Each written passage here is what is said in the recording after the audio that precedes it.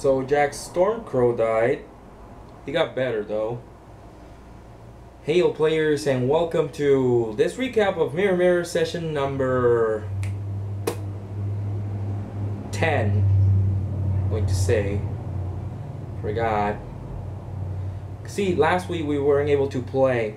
A lot of, life happens. But we reconvened, we played. Fun session. First things that happened was Proja decided to contact Iactis to see if he could do her a favor and send her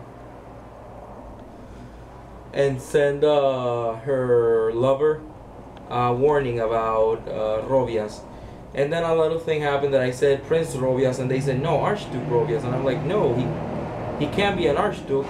Iactis is an Archduke.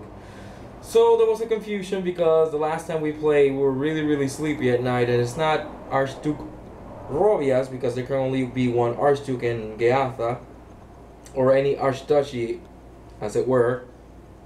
And I corrected myself as Prince Rovias. And then Jack took that opportunity to ask me, well, would that have changed the conversation we had with Iactis? And he said, no, it wouldn't have changed anything because he still says the same. Rovias brings a lot of money into Geatha.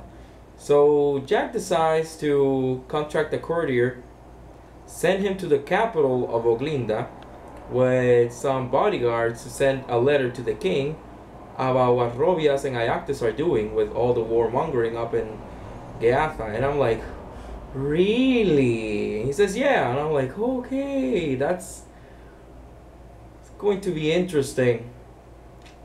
Yeah. So that's gonna lead up to something, and I'm actually really glad that the player did that.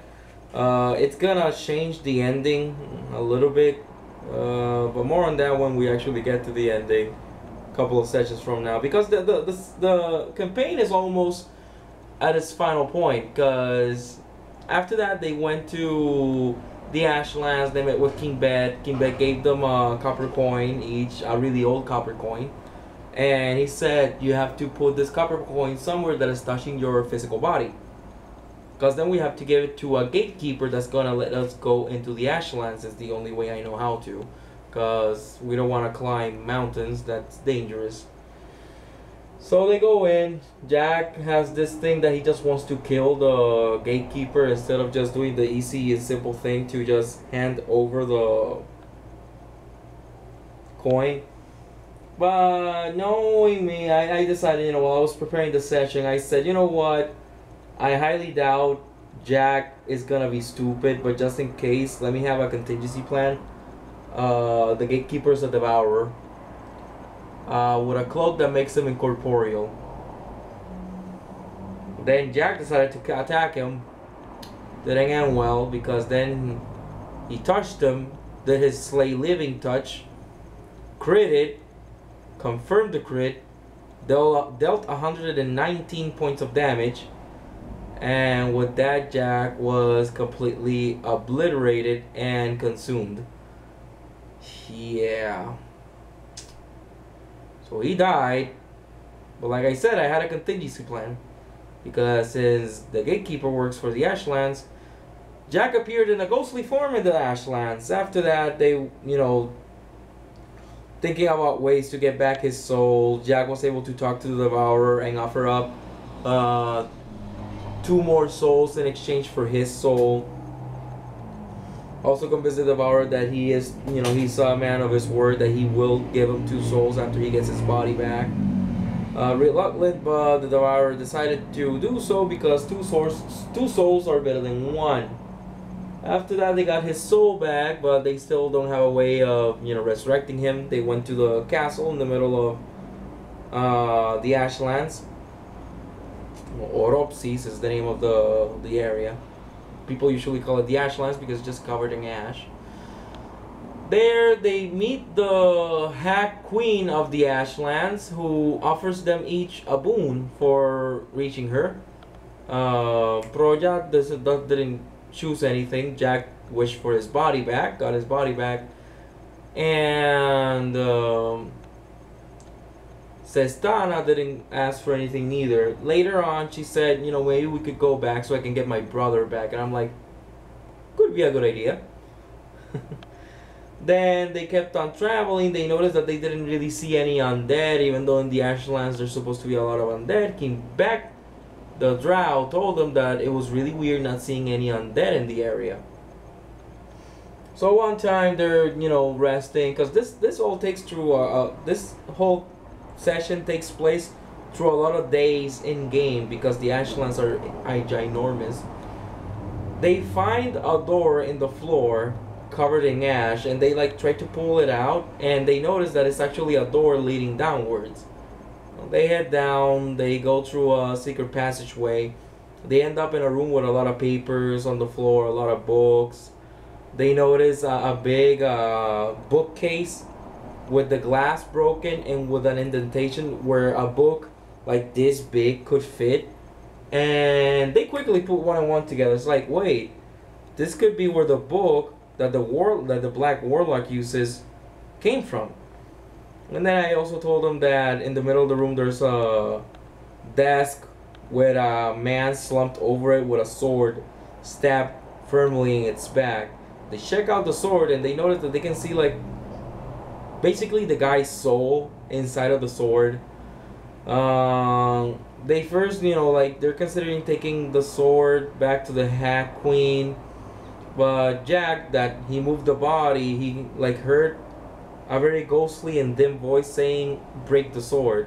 So Jack, between Jack and Proja casting the spell magic to suppress the magic, and Jack with a really big rock, they broke the sword. And the guy woke up. And he told them that he confirmed that their suspicions. He used to own the book, and the new man that they know as the Black Warlock used to be that guy's apprentice. You know, here's the thing. I love the fact that they don't know the name of that guy, and they don't know the name of the main villain of the campaign. I have never had this happen before. Usually I have them like look for information and ask around, or I have them like ask him outright, or sometimes I just declare his name, but like this villain would not declare his name because he doesn't care.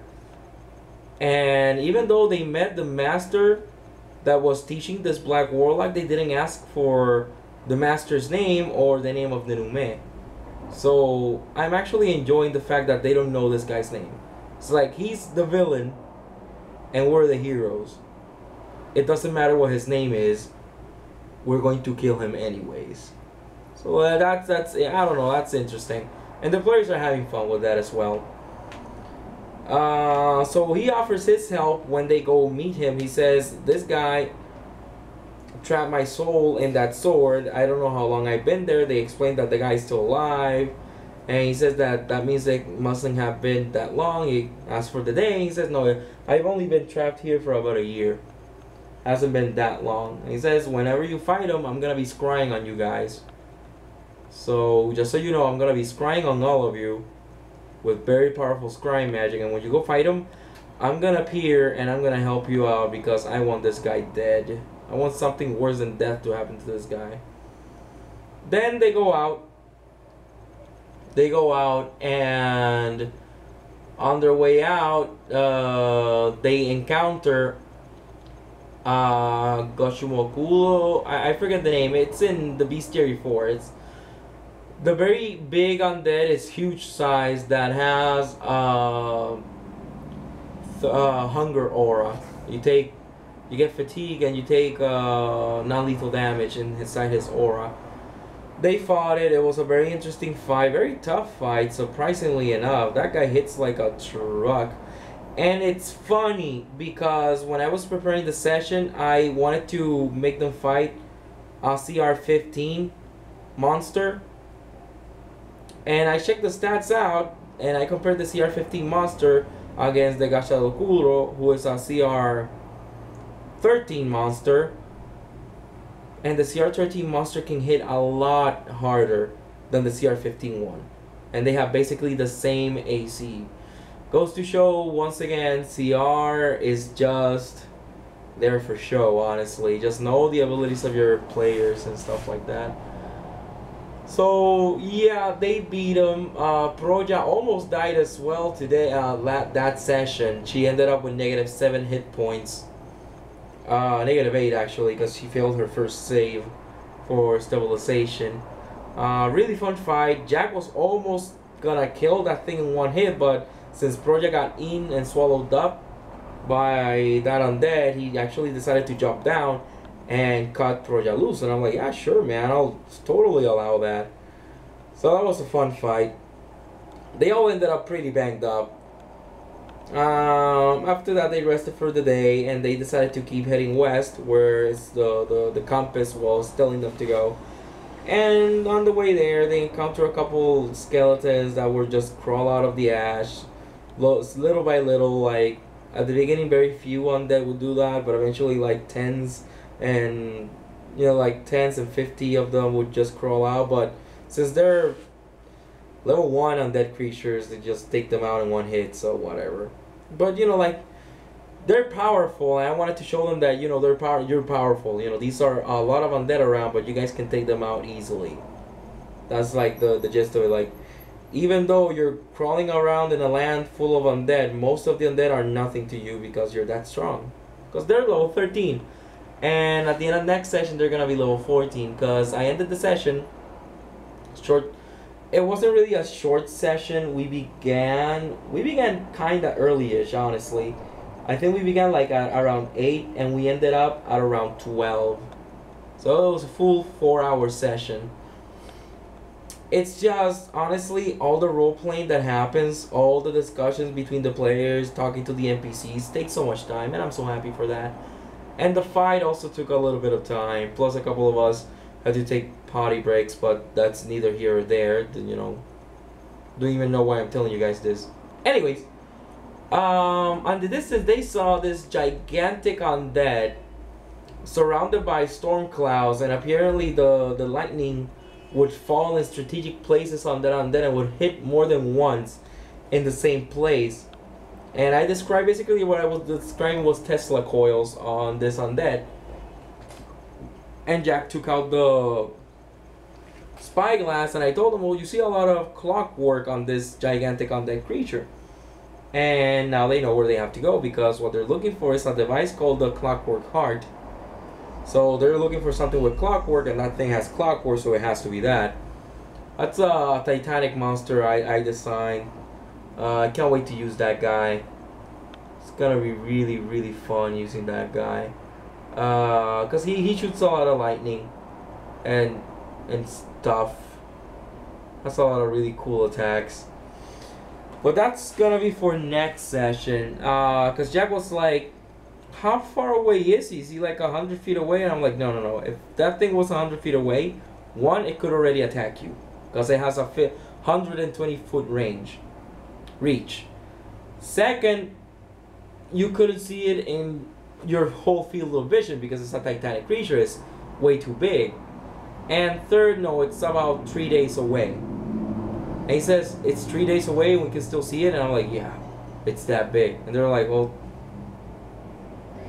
and he was like, I don't want to, but we have to go. And the other players were like, yeah, let's just go, man. And we ended up the session there. Short video today, wow.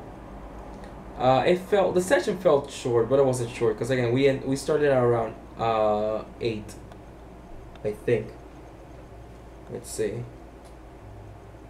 Let me check my messages. That way I'll know. View details. Yeah, we started at around 8:30, and we ended up at 12:30. So yeah, well, it was 4 hours. Fun session. I can't wait, because after this session they're gonna fight that giant thing. Then they're gonna make their way back to Geatha from the Ashlands, which is gonna be a little bit more difficult this time. And after that they have to do the whole missing glam thing, and I'm planning to make the whole missing glam thing 2 sessions with something very special planned out. And after that, the idea is to go up north to face the Black Warlock once and for all. So we'll see how that plays out. The way I see it, this campaign it's gonna run for 5 more sessions, give or take. So we should either be finishing after Thanksgiving or before Thanksgiving. Probably after, because we didn't play last session. And you never know what happens, what's gonna happen from here to there. All I know is I'm very happy with how my players are being very responsive with the game. Because honestly, even though I planned the whole thing with Jack, I wasn't expecting him to do it. I planned it out, but I didn't expect him to do it. I was crazy, but that is why we as game masters always have to give players a way out. Just always give them an out, which actually is a really good, excuse me, it's a really good topic for game master suggestion advice video. Go ahead and write that down. Up until next time, remember rule number 1, always have fun, and remember to always give your players a way out.